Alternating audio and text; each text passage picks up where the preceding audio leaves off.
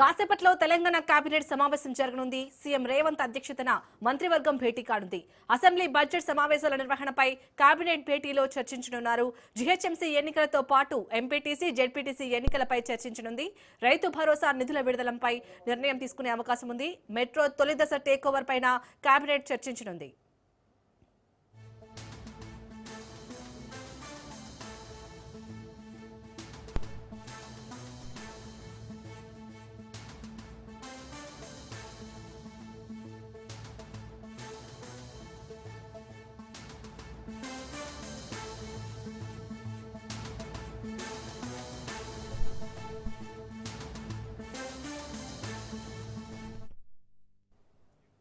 కాసేపట్లో తెలంగాణ కేబినెట్ సమావేశం జరగనుంది. సీఎం రేవంత్ అధ్యక్షతన మంత్రివర్గం భేటీ కానుంది.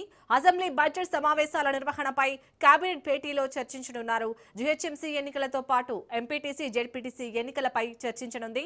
రైతు భరోసా నిధుల విడుదలపై నిర్ణయం తీసుకునే అవకాశం ఉంది. అలాగే మెట్రో తొలి దశ టేక్ ఓవర్ పైన కేబినెట్ చర్చించనుంది.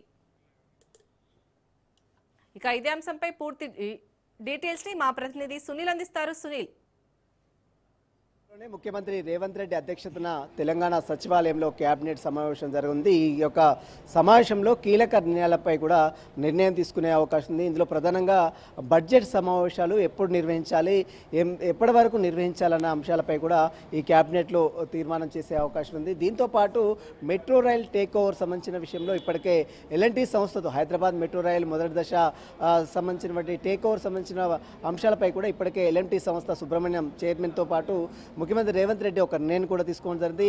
ఇక ఎల్ఎన్టీ సంస్థ ప్రభుత్వ బ్యాంకుల నుంచి తీసుకున్నటువంటి 13,000 కోట్ల రుణాలు ప్రభుత్వమే చెల్లించే విధంగా గతంలో అగ్రిమెంట్ చేసుకోవడం జరిగింది. దీంతో పాటు ఈక్విటీ రూపంలో దాదాపు 2,000 కోట్లు చెల్లించేందుకు రాష్ట్ర ప్రభుత్వం అంగీకరించింది. దానికి సంబంధించినటువంటి ఫైనాన్షియల్ స్టేట్మెంట్ రిపోర్ట్ కూడా ఇప్పటికే రాష్ట్ర ప్రభుత్వానికి అందింది. కాబట్టి వాటికి సంబంధించిన విషయంలో కూడా ఈరోజు కీలక నిర్ణయం కూడా తీసుకునే అవకాశం ఉంది. ఎందుకంటే మార్చి 31 లోపే ఈ మెట్రో రైల్ మొదటి దశ మెట్రో రైల్ని టేక్ ఓవర్ చేసేందుకు రాష్ట్ర ప్రభుత్వం కూడా సన్నద్ధం అవుతుంది. ఇందులో భాగంగానే ఈరోజు క్యాబినెట్లో చర్చించి దీనిపై కూడా ఒక కీలక నిర్ణయం కూడా తీసుకునే అవకాశం ఉంది. ఇక మరోవైపు 3 నెలల్లో హైదరాబాద్లో అదేవిధంగా రానున్నటువంటి సమ్మర్ సిచ్యువేషన్ నేపథ్యంలో నీటికి సంబంధించినటువంటి విషయాలపై కూడా పూర్తిగా ఒక నిర్ణయం కూడా తీసుకునే అవకాశం ఉంది. భూసేకరణ, ధాన్యం కొనుగోలు, వీటన్నిటికి సంబంధించిన అంశాలతో పాటు విద్యా వైద్య సదుపాయాలకు సంబంధించిన అంశాలపై కూడా ఈ క్యాబినెట్లో చర్చించి కీలక నిర్ణయాలు కూడా తీసుకునే అవకాశం ఉంది.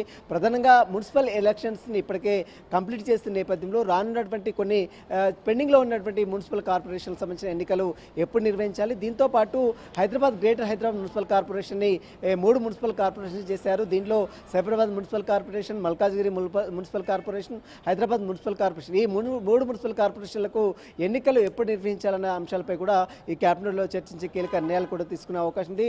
దీంతో పాటు ఎంపీటీసీ, జెడ్పీటీసీ ఎన్నికలపై కూడా ఇప్పటివరకు ఎలాంటి నిర్ణయం కూడా తీసుకోలేదు. కాబట్టి ఈ క్యాబినెట్లో చర్చించి ఎంపీటీసీ, జెడ్పీటీసీ ఎన్నికలు కూడా నిర్వహించాలా, ఒకవేళ నిర్వహిస్తే ఎప్పుడు నిర్వహించాలన్న దానిపై కూడా, ఎందుకంటే రానున్న కాలంలో ఇప్పటికే విద్యార్థులకు 10th ఎగ్జామ్స్, ఇంటర్ ఎగ్జామ్స్ అన్ని పరీక్షలు ఉంటాయి. కాబట్టి ఆ ఎగ్జామ్స్ అంతా కంప్లీట్ అయిన తర్వాతనే ఈ యొక్క ఎలక్షన్స్ని కండక్ట్ చేయాలా అన్న దానిపై కూడా ఈరోజు క్యాబినెట్లో చర్చించి కీలక నిర్ణయాలు కూడా తీసుకునే అవకాశం కనబడుతుంది. ముఖ్యంగా తాగునీటికి సంబంధించిన ప్రాజెక్టులు, ఏదైతే కాళేశ్వరం ప్రాజెక్టు రీడిజైన్కి సంబంధించిన అంశాలతో పాటు 5 ప్రాజెక్టులకు సంబంధించిన అంశాలపై ఈరోజు క్యాబినెట్లో చర్చించి కీలక నిర్ణయాలు కూడా తీసుకునే అవకాశం ఉంది. ఇప్పటికే మామ్నూన్ ఎయిర్పోర్ట్కు సంబంధించిన భూసేకరణ కంప్లీట్ అయింది.